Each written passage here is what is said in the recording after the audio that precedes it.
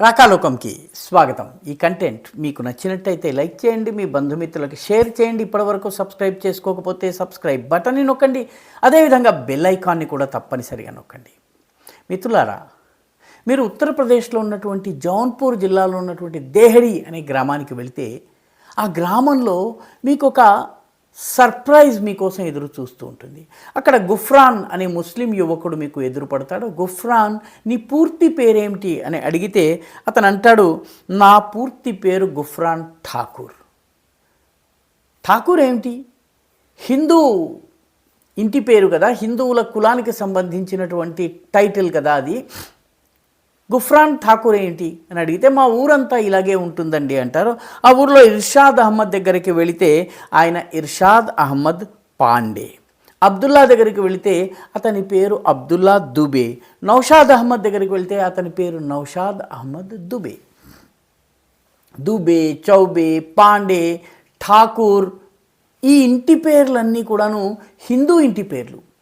ముస్లింలకు హిందూ ఇంటి పేర్లు ఎందుకు ఉన్నాయని చెప్పి వాళ్ళను ప్రశ్నిస్తే వాళ్ళు చెప్పే జవాబు కూడాను చాలా ఆసక్తికరమైనది. వాళ్ళు ఏమంటున్నారంటే, ఒకానొక సమయంలో మేము హిందువులము, 7 జనరేషన్స్ క్రితమో 6 జనరేషన్స్ క్రితమో వివిధ కారణాల వల్ల మేము హిందూ ధర్మాన్ని వదిలిపెట్టి ముస్లింలుగా మారిపోయాము. కానీ ఇప్పుడు మేమందరము మా మూలాల్లోకి వెళ్తున్నాము, మా మూలాలు ఏమిటో తెలుసుకునే ప్రయత్నం చేస్తున్నాము, మా కుటుంబ చరిత్రల్ని, మా పూర్వీకుల కథలని తెలుసుకుంటున్నాము. 6 జనరేషన్స్ క్రితము, 8 జనరేషన్స్ క్రితము, 7 జనరేషన్స్ క్రితము మేము చౌబేలుగా, దూబేలుగా, పాండేలుగా ఉంటూ వచ్చాము. కాబట్టి మేము ముస్లిములమైన, ముస్లిం మతాన్ని పాటిస్తున్నప్పటికీ, ముస్లిం జీవన విధానాన్ని ఎంచుకున్నప్పటికీ మా మూలాల్లోకి మేము వెళ్ళదలుచుకున్నాం. కాబట్టి దూబే, చౌబే, పాండే ఇటువంటి పేర్లను మేము పెట్టుకుంటున్నాం. మసీదుకి వెళ్తాము, నమాజు చేస్తాము, రోజా పాటిస్తాము, ముస్లింగా జీవిస్తాము. కానీ మా పూర్వీకుల్ని మేము తలుచుకునేందుకు వాళ్ళ ఇంటి పేర్లను మేము మా పేర్లతోటి ముడిపెట్టుకుంటున్నామని చెప్పారు. దీని వెనక ఇదేంటి ఈ రకంగా చాలా ఆశ్చర్యంగా ఉంది అని చెప్పి మనము తరచి చూసినట్లయితే దగ్గరగా ఉండేటటువంటి అనేక గ్రామాలు, ఆజంగఢ్లో, గాజీపూర్లో, అదేవిధంగా వారాణసిలో, జౌన్పూర్లో, ఈ అన్ని ప్రాంతాల్లో ఇటువంటి అనేక గ్రామాల లోపల ముస్లిములు హిందూ టైటిల్స్, హిందూ ఉపాధి లేదా ఇంటి పేరు ఠాకూర్, పాండే, దుబే ఇటువంటి పేర్లను పెట్టుకుంటున్నారు.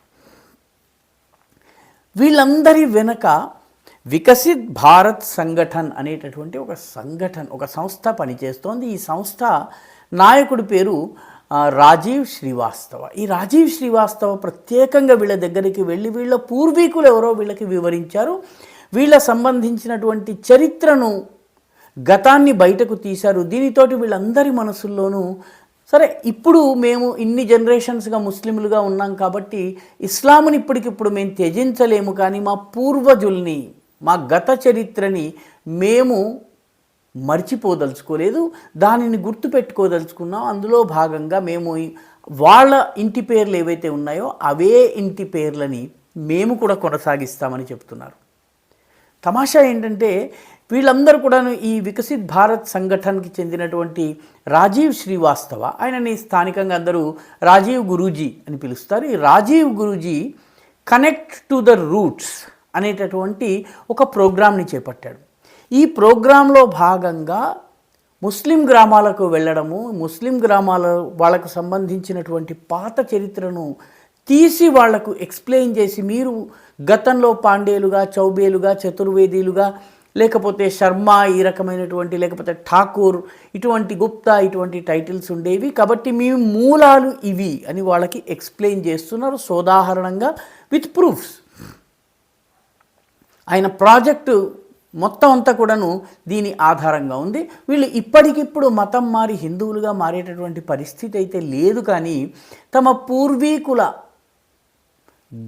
ఘన చరిత్రను, గత చరిత్రను ఓనప్ చేసుకునేటటువంటి స్వభావం వీళ్ళు పెరిగింది. అందుకనే దేహరి ఇటువంటి అనేక గ్రామాల్లో ఈ తరహా హిందూ టైటిల్స్, దుబే, చౌబే, చతుర్వేది, పాండే ఇటువంటి టైటిల్స్ ఉన్నటువంటి చాలామంది ముస్లిములు మనకి దొరుకుతారు.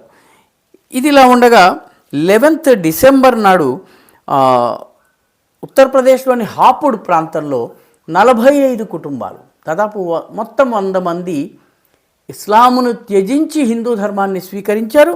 వీళ్ళందరూ కూడాను దేశ విభజన సమయంలో ఇస్లామాబాద్, పాకిస్తాన్లోని ఇస్లామాబాద్ నుంచి ఇక్కడికి వచ్చారు. వచ్చిన తర్వాత వివిధ కారణాల వల్ల ముస్లింలుగా మారారు. మళ్ళీ పూర్వపురుషుల మతంలోకి రావడానికి వీళ్ళు ప్రయత్నం చేశారు. అయితే రకరకాల ఒత్తిడులు వీరి మీద పనిచేసిన ఆ ఒత్తిడుల భయానికి లొంగి వీళ్ళు మతం మారలేదు. అయితే ఇప్పుడు నెమ్మదిగా వీళ్ళు ధైర్యాన్ని తెచ్చుకున్నారు, తమను తాము ఆ భయాలను తొలగించుకున్న తర్వాత వీళ్ళందరికీ ఒక నాయకుడు ఏర్పాటయ్యాడు. ఆ నాయకుడి ఆధ్వర్యంలో వీళ్ళందరూ కూడాను, అతని గతంలో పేరు సల్మాన్ ఖాన్, ఇప్పుడు అతని పేరు సూరజ్ సింగ్గా మారింది. ఆయన నాయకత్వంలో వీళ్ళందరూ కూడాను హిందూ ధర్మాన్ని స్వీకరించారు. వేదోక్తమైనటువంటి పద్ధతిలో వీళ్ళు మతం మారారు. అంటే జౌన్పూర్, వారాణసి, ఆజంగఢ్ ప్రాంతంలో ముస్లిములుగా ఉంటూనే హిందూ టైటిల్స్, హిందూ ఉపాధిని, హిందూ సర్నేమ్స్ తీసుకోవడము ఒక ట్రెండ్గా ఎట్లయితే మారిందో, నెమ్మదిగా హాపూర్ కావచ్చును మిగతా ప్రాంతాలలో పూర్వపురుషుల ధర్మంలోకి కూడా తిరిగి రావడం అనేది ఉత్తరప్రదేశ్లో జరుగుతోంది. ఉత్తరప్రదేశ్లో ఈ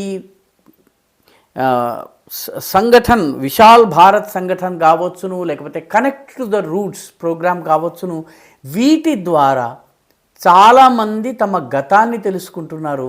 తెలుసుకున్న తరువాత తిరిగి తమ పూర్వపురుషులతోటి రీకనెక్ట్ అవుతున్నారు. ఇదొక నిశ్శబ్ద విప్లవంలా ఉత్తరప్రదేశ్లో కొనసాగుతుంది. ఈ వీడియో మీకు నచ్చినట్టయితే లైక్ చేయండి, షేర్ చేయండి, ఈ ఛానల్కు సబ్స్క్రైబ్ చేయండి. మీ అభిప్రాయాన్ని కమెంట్ల రూపంలో తప్పనిసరిగా పంపించండి.